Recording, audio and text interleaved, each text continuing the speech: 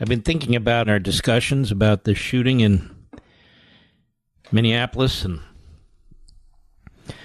I kept thinking about it, and there are no simple answers to this. People think they have answers, and they don't. And the proof is, as they say in the pudding, that is, there aren't going to be any real policies implemented that will necessarily find somebody like this before they commit these kinds of acts. Sometimes we will, sometimes we won't. Life can be very difficult. It can be very difficult. And there are evil people that do evil things. And sometimes they're able to accomplish what they want to accomplish. In fact, if you look throughout world history and mankind, I can give you example after example after example. It doesn't mean you don't try, but people who walk to microphones in front of TV cameras, whether they be hosts, guests, politicians, they don't have the answers. They just don't. A wonderful discussion. I wish I remembered the lady's name who called into the program. We talked a little bit about the idea of courts, what can courts do, and I explained, perhaps not adequately, why our courts should pretty much stay out of religion, except to ensure that we can practice our religion. And that the government doesn't molest us or our faith as we practice our religion. But I also pointed out this is a great distinction between the Judeo-Christian belief system and Islamism. Radical Islamism. And I thought I'd circle back. There's plenty going on, but I do this show a little differently. I thought I'd go back and address this a little bit more thoroughly. So, not so much that I'm not misunderstood, but that the point is made better. The United States is among the most religiously tolerant nations on earth. And of course, I'm reading from On Power. I'm not reading this because it's in On Power. I'm reading it because I think it's important. In fact, it matters not at all what one does or does not believe to enjoy the freedoms and security that American society offers, which are explicitly protected by the Constitution. The first sentence of the First Amendment declares Congress shall make no law respecting an establishment of religion or prohibiting the free exercise thereof. Now, I should say to you folks, these two substantive policy positions in this one sentence are massively important. Congress shall make no law respecting an establishment of religion. That's not the case with radical Islam. Or prohibiting the free exercise thereof. That's not the case with radical Islam. Now, the reason is the distinction recognized in American society between the relationship of faith in the individual, faith in the community, and faith in the actual operation of government. In short, faith properly understood creates a spiritual, moral, psychological foundation. Let me repeat, spiritual, moral, and psychological foundation, which affects how the individual lives his life. In America, it's typically a moderating force in one's life, checking the excesses of the darker side of humanity, which in turn contributes to the civility of society. Let me repeat this, because I think it directly addresses the horror that took place, and it was horrible. I just saw the father briefly speak about the death of his 8-year-old son. In short, faith properly understood creates a spiritual, moral, and psychological foundation, which affects how the individual lives his life. And in America, it is typically a moderating force in one's life, checking the excesses of the darker side of humanity, which in turn contributes to the civility of society. Even those who reject faith are not utterly devoid of its implications. For example, one has regular interactions with others whose faith affects or sways the non-believer's behavior, even without formally recognizing or accepting the faith itself. Moreover, society is imbued with the influences of faith. It is impossible to escape it. Therefore, even for those who do not consciously or formally embrace a faith, the teaching and practicing of faith create the moral and value-based belief system of so many others in society. This is an organic process, not theocratic or otherwise coercive.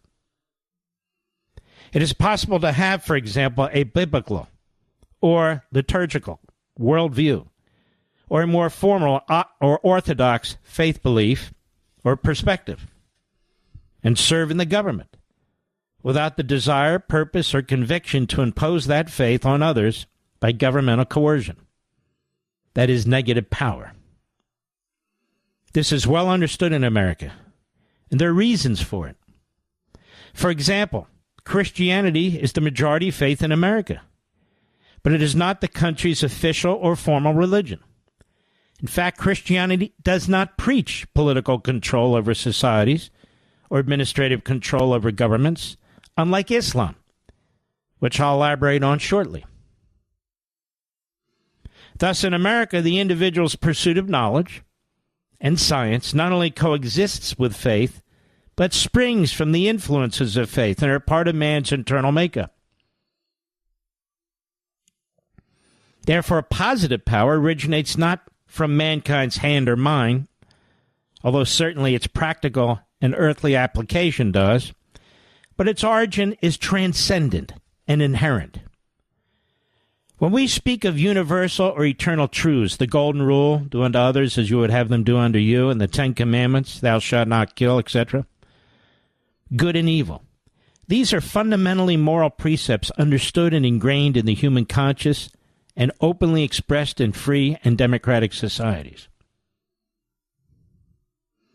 They are known to be true throughout the world, including among those who are oppressed by tyrannical governments and regimes,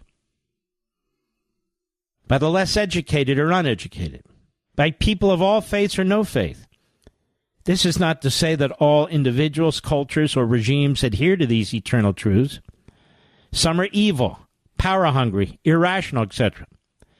Man's existence is strewn with horrific examples of his cruelty, from ancient history to modern times. And of course, man's imperfection is both well-known and well-established.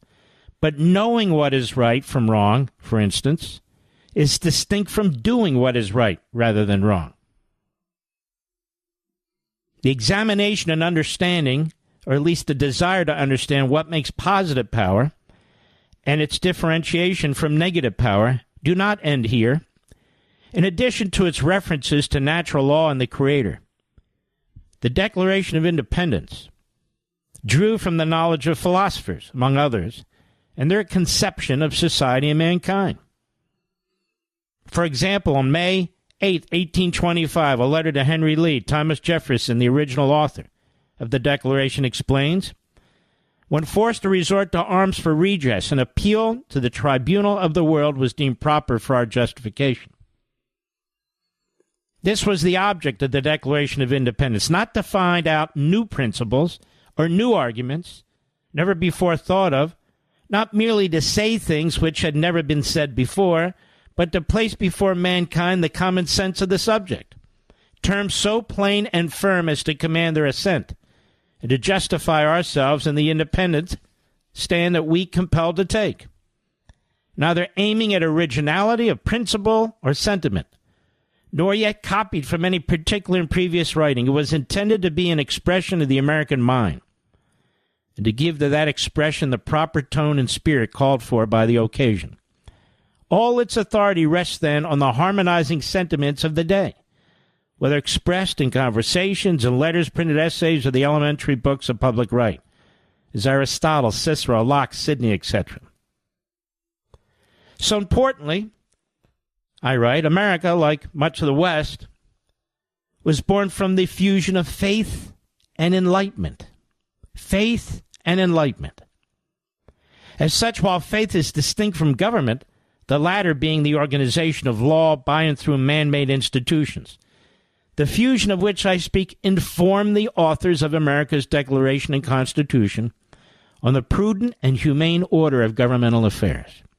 Conservatives in every stage of life are faced with ever-increasing challenges to our values in the classroom, on campus, and at work. Prepare yourself with a solid understanding of our nation's founding principles in today's most important public policy debates. The Heritage Foundation created the Heritage Academy to help ensure that every conservative from any walk of life has the foundation and the tools needed to defend their values. This 8-week online fellowship includes policy lectures on the most pressing issues facing Americans today, live Q&As to learn from top experts in the conservative movement, and opportunities to connect with other conservatives around the country. Without conservatives grounded in truth and informed on the state of our nation, America as we know it cannot survive. So please go to heritage.org/Levin, heritage.org/Levin, and learn more about the Heritage Academy and how you can apply. That's heritage.org/Levin, heritage.org/Levin, paid for by the Heritage Foundation. Now, I understand that my beliefs and observations thus far in this chapter will not be shared by all, although they will be shared by many, if not most. And my purpose is not to reach some kind of impossible consensus, or to preach about religion or faith, since others are far more capable than I in that regard. Rather, I am sharing what I intuit and reason, what I have learned, observed, and experienced, to describe the essence of a just and humane society, and its relationship to what I call positive power. Now, by contrast, for example, political Islam, as Dr. Zuhdi Jasser, as he explains it, seeks the centralized control of the mind, body, society, and government. He explains Islam has yet to go through an enlightenment and reform against theocracy, and for individual liberty and universal human rights. The dominant establishment of the Muslim community in the West and abroad supports Islamism and its believers, the Islamists. Like theocrats, Islamists and their sympathizers see faith as monolithic and do not tolerate diversity of interpretation. Jasser argues that the people of the Muslim faith deserve much better than this. He notes that the vast majority of Muslims are still a constituency that are not spoken for by anybody. He says hopefully we can grow out of bandwidth to do that. Now, a little bit more.